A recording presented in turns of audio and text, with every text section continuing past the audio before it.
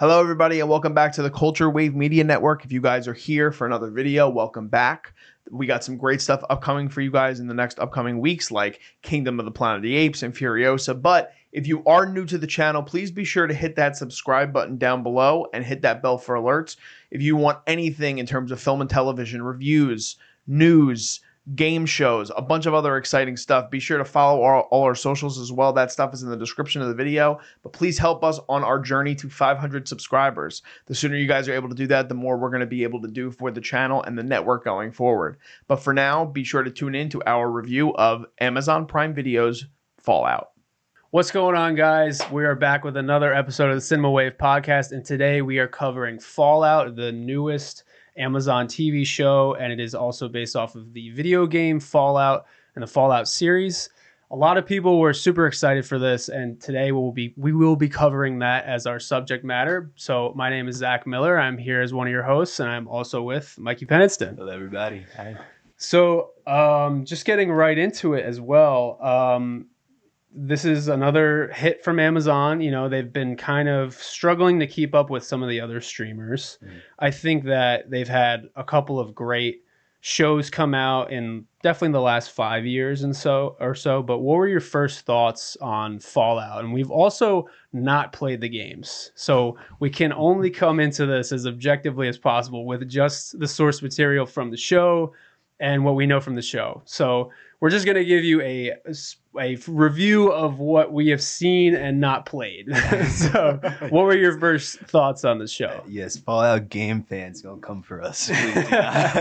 But no, I was definitely still excited to go into this.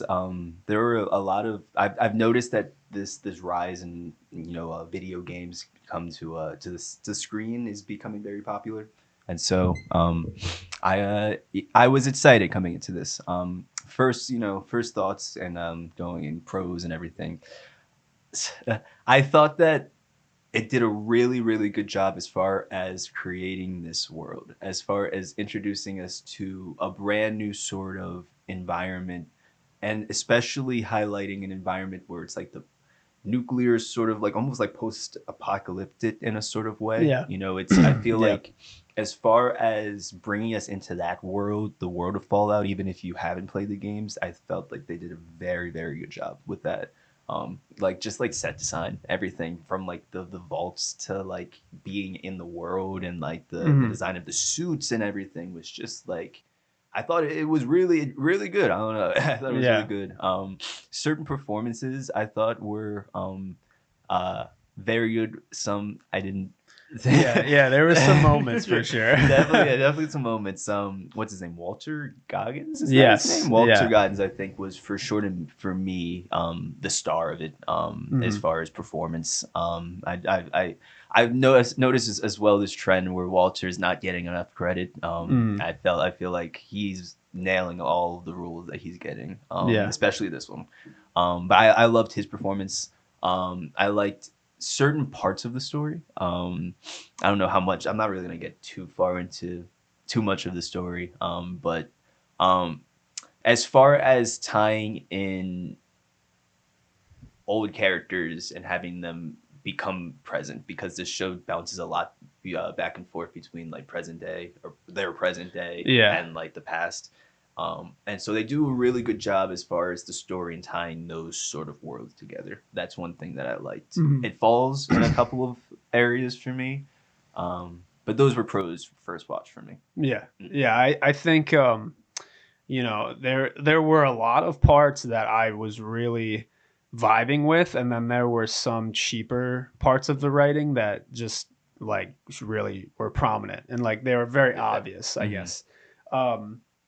I really liked the back and forth, like you were saying, of how the past events were also essential to what was happening in the future, and how they discover more information based off of, the Fallout itself, and then all of the problems that are arising, why they're in the vaults and who put them there. And there's still questions we have at the cliffhanger of season one, but I like all of the build up to that point.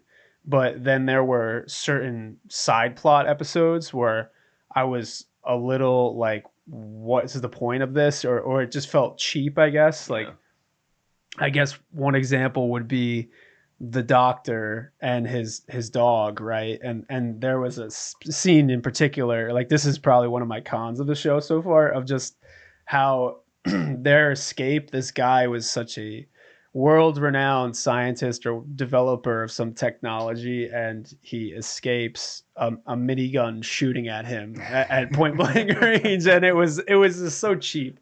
So there were some points where it just felt like, you know, there were things convenient for the characters, like even Lucy, her character, it was just like things were falling in her lap at some point. Like even the proximity with Maximus, the other guy who takes on the suit of armor and the knight armor is like he's in proximity to Lucy, and that just felt convenient to me from the start. And then just the timing with it, the timing with Walter Goggins pursuing them, you know, it was some stuff like that. And then even like the you know, the creature that was in the lake, like it doesn't eat them fully, but it just enough where it scares us off of our chair. And then, you know, oh my gosh, he's about to get eaten, and he doesn't. And then it was just a joke. And so there was a lot of like plot armor, I think, with the writing.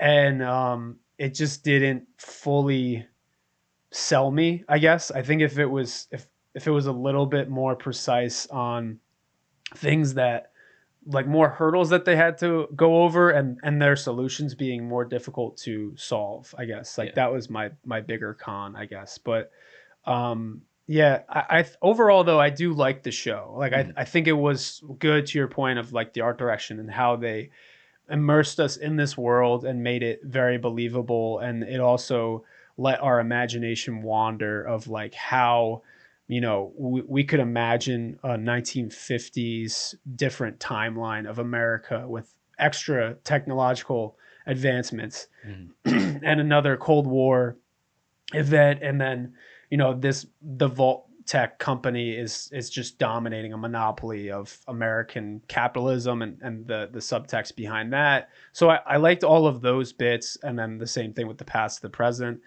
And there were a couple twists, and yeah, I like the show overall. I think it's definitely one of Amazon's like better shows than some of the last ones they've done, like independent projects.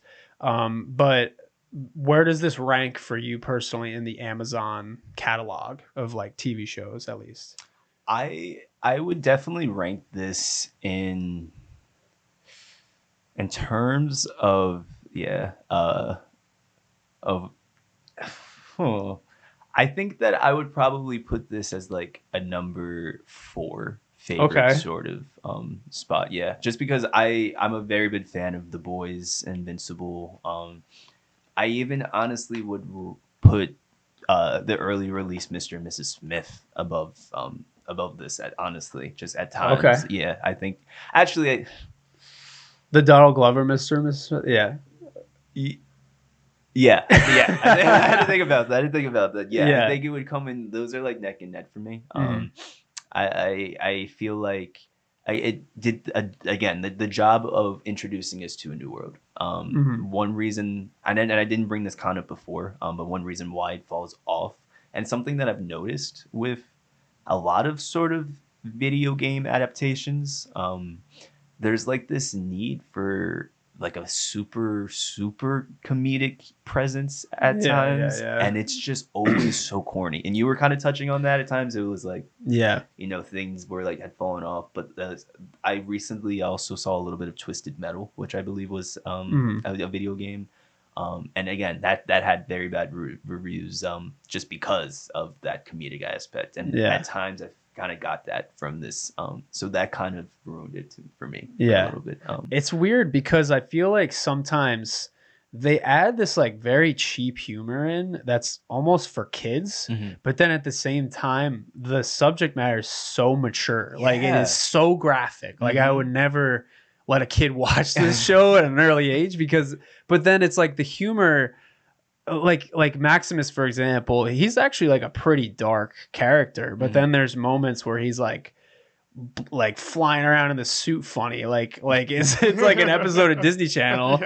And then there's like or it's like Iron Man, but a cheaper version of Iron Man where he's like flying around and hitting things, or he's like things are just malfunctioning for him. But then he has this very dark, twisted conscience of like, should I save people or should I be in my own self-interest? And then the whole thing with his partner, and he like put the blade in her boot to keep her from getting the title of Squire.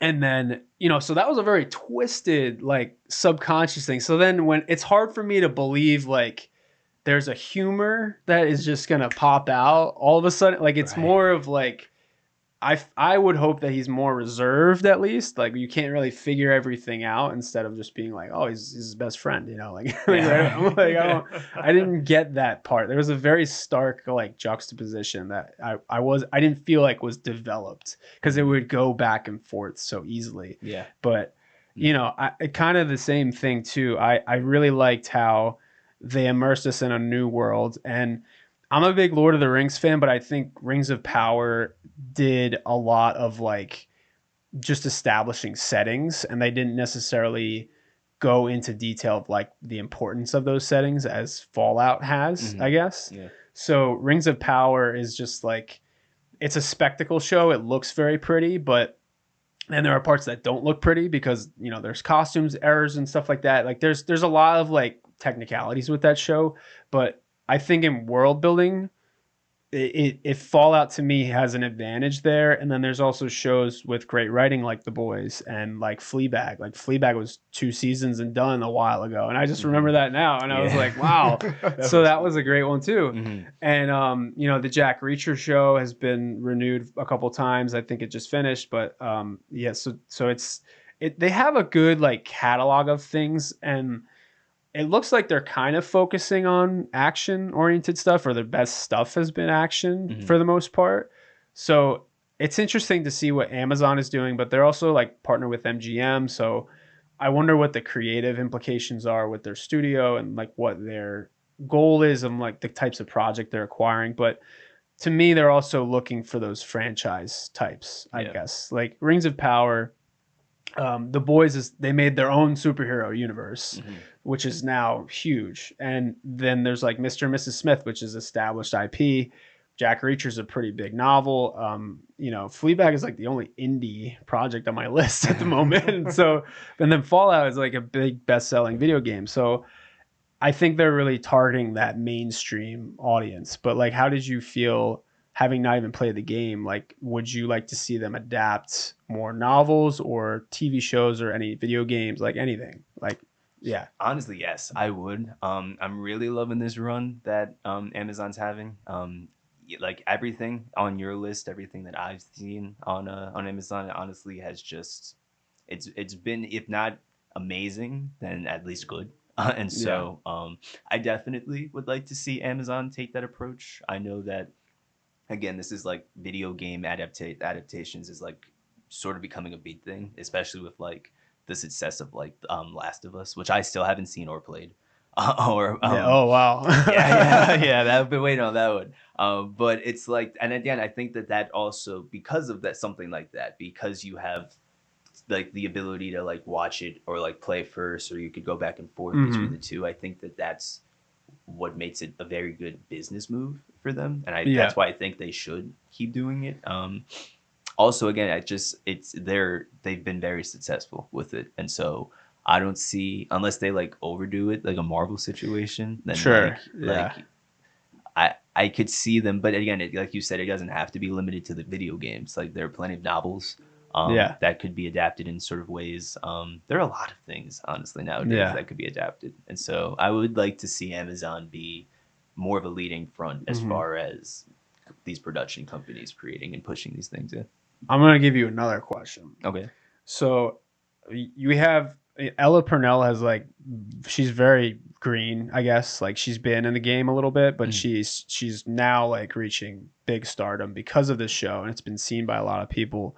Do you think it's better for newer actors to jump into that mainstream content to leap their stardom, or take a risk on that indie project, even if it's a good script. I mean, you know, this is all like per person basis, but like if it was an indie script, but it might go to a bigger streamer, do you think, even if it gets seen less, like, do you think, which like move would you personally do, or what would you see more happening?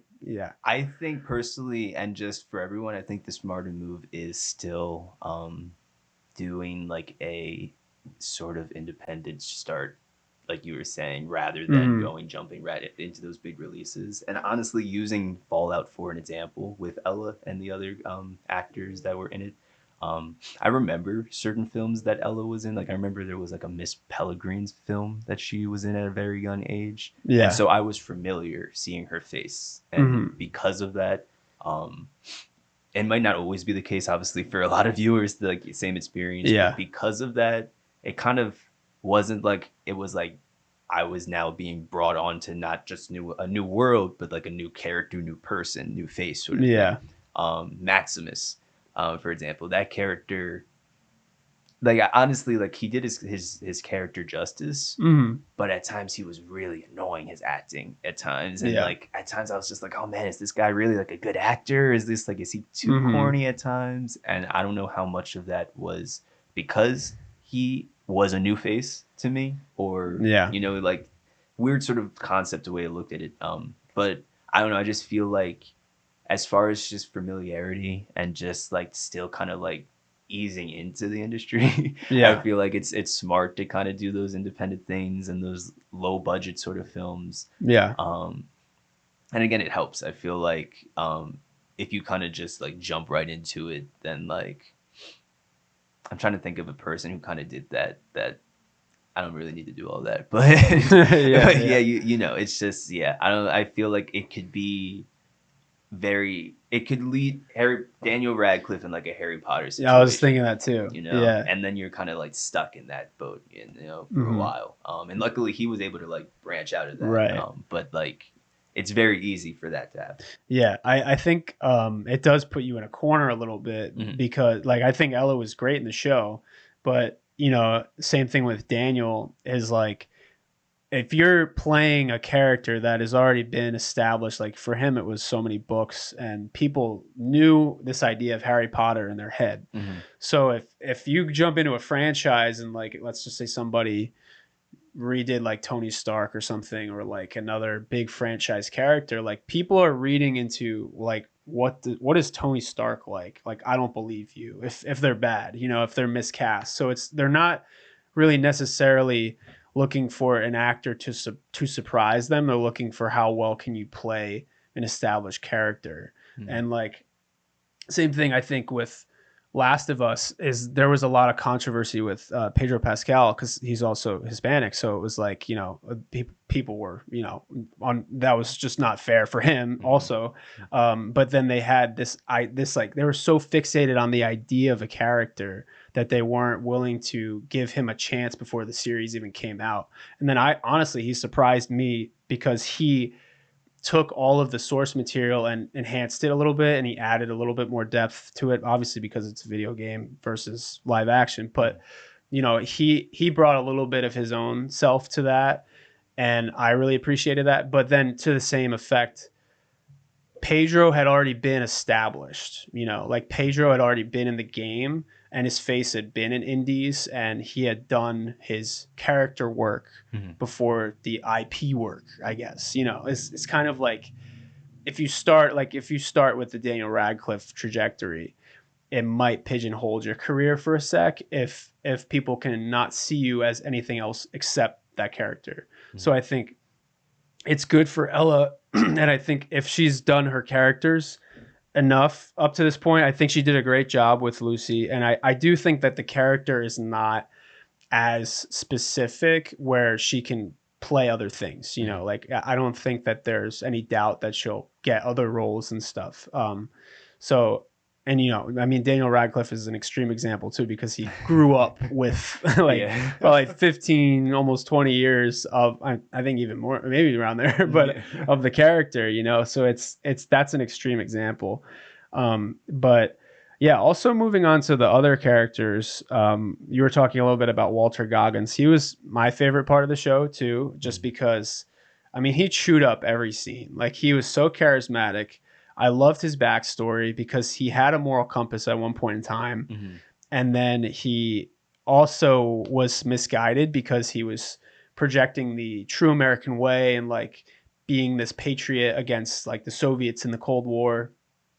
And then he figures out what Voltec is kind of up to and their schemes, and he's like doubling back because his wife is involved, and that there's a whole thing about that. And I really liked how you can see the shift in his character, and then now we don't even have the answers of where his wife is and if she's dead or if she's actually trapped or staying somewhere isolated with the other Voltec chairman. So I really like that a lot. Yeah. And I think he was my favorite part of the show. And, you know, he was so intimidating at points when he was, you know, in his classic, you know, cowboy demeanor and everything. Like he was very intimidating. He always was commanding a scene in every moment. And then I really felt for him when he was in human form in pre-apocalypse. Like that was just great. But what else do you think about Walter Goggins and his performance? You know, I felt like he for whatever he had the most humanity. He displayed the most humanity. And it's sort of like what you said. It was cool to see. Even just like how they started the show, like bringing it right into his story, that background. It hit harder, and then it made everything that he was doing as the ghoul just even hit a little bit harder too. You know what I mean? The whole wife thing too. I just feel like that element again just played into that human side of him, which is crazy because he wasn't human for majority of the show. I mean, you saw, I guess, like the backstory of it, but I don't know. He for sure displayed the most emotion and range. That's exactly what I'm looking for. Yeah, everyone else I felt just like was very much. It was like you were stuck in a box of like their one thing. Like Lucy goes through a transformation for sure, but she was still the very like giddy, preppy, like, you know, oh, the world has got to be like beautiful and stuff out there, and like, oh, I'm gonna look for the best version of people. Like that was definitely her character, and she learns about the perils of what happens with humanity and stuff throughout the show, and then the double cross with her father. Which I liked, but then at the same time, at the end, I wasn't buying into it as much for me. There was the one scene with her dad where she's kind of just like standing there and she's just kind of like, oh, what do you mean? Like, what do you mean? And I'm like, just do something. Like that's where it felt cheap to me. Yeah. I don't think that was anything really against her. I think it was just a very drawn out scene because you're like, if this guy was behind the apocalypse or one of the people facilitating it, like somebody would have intervened, I guess. Like somebody would have whacked him over the head or something. Like, I don't know, but it was just like, why are you sitting in this moment? And then you also found out that your mom was like almost dead in at the table with you, and he caused it. Like, come on, like that just didn't. The emotion behind it, I was like, if you actually felt that emotion, you would have done something about it, or the rage behind it. And she was just kind of like stuck in that. I don't know. It just felt like a Hallmark part to me. Like it wasn't doing it for me. Yeah, but I agree. Hallmark definitely is like the way to put it. She was just too happy go lucky at times. Yeah. And I guess that like I don't know. No, I was gonna try and justify it. There's no justifying it. It was so quick, I think. Like because almost the entire show, like she's definitely going through like really traumatic events, but she still carries that happiness to her. So when the final climax happens in the last episode, in like basically the last 20 minutes or so, it's just such an abrupt switch. I was like, I don't really believe that and whatever you just did there, it just didn't feel like pure to me or sincere. Yeah. So it didn't buy into that as much. But I like Walter Goggins because you can see the damage in his eyes, the years of damage in his eyes, where he's just been looking for the people behind and everything that's happened, and then his wife and all that stuff. So you can feel that. And he's been just wandering the earth like in this terrible form that he's been granted with his curse. So I felt that more from Walter. I think a lot of people would agree with us that he was the better one of the show too. But there's a lot to improve on too with episode 2. But do you have any other final thoughts about just the show overall and a season 2 prediction? Like, we haven't played the games, so we don't know everything yet. But overall, again, I very much enjoyed Fallout. I did. Again, like we said, there were just very corny moments. That's the best way for me I could put it. But no, I enjoyed it. It's always nice to be introduced to something new that could potentially be like the start of a major sort of franchise. So that's really cool for season 2.